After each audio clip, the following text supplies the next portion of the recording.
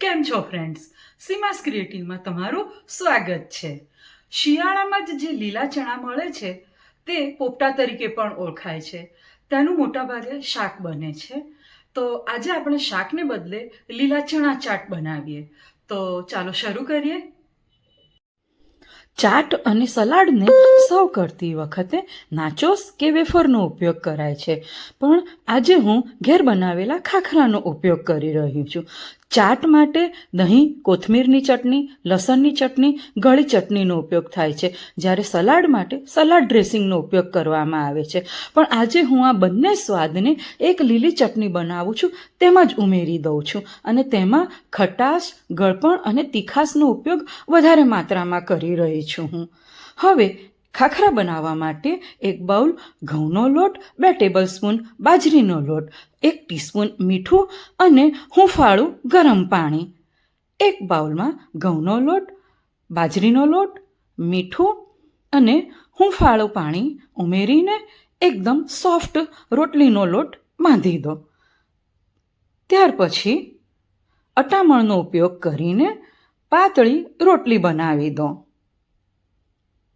આ રોટલી બની ગયા પછી તમે ફોર્કના ઉપયોગથી રોટલીમાં બધી જ જગ્યાએ તાણા પાડી દો અને ગરમ તવા ઉપર પહેલાં બંને બાજુએ ગરમ થાય ત્યાં સુધી શેકી લો.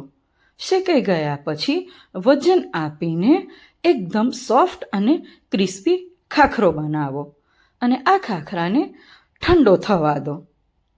ત્યાર પછીની સામગ્રીમાં 8થી 10 પાન તમે પાલકના લો,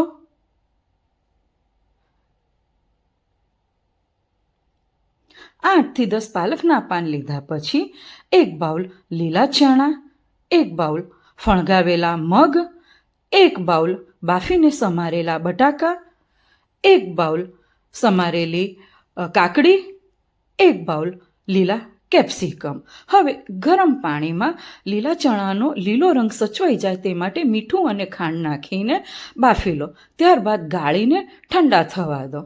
બીજા વાસણમાં ગરમ પાણી કરો, તેમાં મીઠું ઉમેરીને પાલકના પાનને 15 સેકન્ડ માટે ગરમ કરો અને 15 સેકન્ડ પછી તરત જ ફ્રીઝના ઠંડા પાણીમાં ઉમેરી દો, જેથી કુકિંગ પ્રોસેસ અટકી જાય. હવે આપણે જે લીલી ચટણી બનાવી રહ્યા છે તેને માટે 1 બાઉલ કોથમીરના પાન, તેને એકદમ ઝીણી સમારીને સાફ કરો. ત્યારબાદ 1 બાઉલ ફુદીનાના પાન, 5થી 6 લીલા મરચાં, 2 ટેબલસ્પૂન લીંબુનો રસ, 1 ટીસ્પૂન સંચળ, 1 ટીસ્પૂન શેકેલા જીરા પાવડર, 1 ટીસ્પૂન મીઠું, 1 ટીસ્પૂન લસણની પેસ્ટ, 4 ટેબલસ્પૂન ખાંડ અને બાઇન્ડિંગ માટે શેકેલા ચણા અને મીઠા હળદરવાળા તેનો ઉપયોગ કર્યો છે. ચાટ મસાલો અને ચીલી ઓઇલ. આ ચીલી ઓઇલ ઓપ્શનલ છે.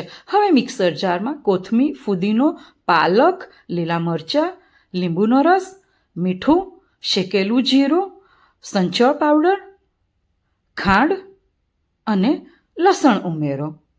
ત્યારબાદ બાઇન્ડિંગ માટે જે ચણા લીધા છે તે ઉમેરો અને જરૂરી પાણી ઉમેરીને લીલી ચટણી તૈયાર કરી દો. હવે એક બાઉલમાં બાફેલા લીલા ચણા, બાફેલા બટાકા, કેપ્સિકમ, ફણગાવેલા મગ, કાકડી ઉમેરો અને બધું પહેલાં તો મિક્સ કરી દો.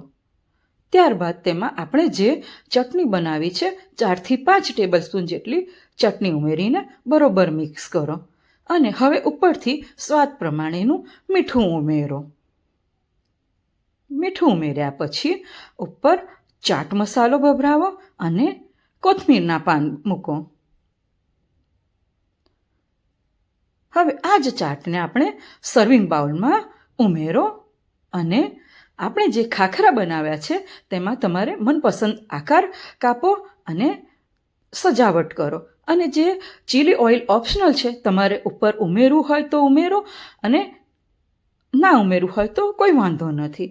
આ જ ચાટને આપણે ખાખરા ઉપર પણ સર્વ કરીએ છીએ. આખા જ ખાખરા ઉપર બધી જ જગ્યાએ લીલા ચણા ચાટને મૂકીએ અને તેની પર કોથમીર ભભરાવીને બધી જ જગ્યાએ થોડા થોડા અંતરે ચીલી ઓઇલ મૂકીએ.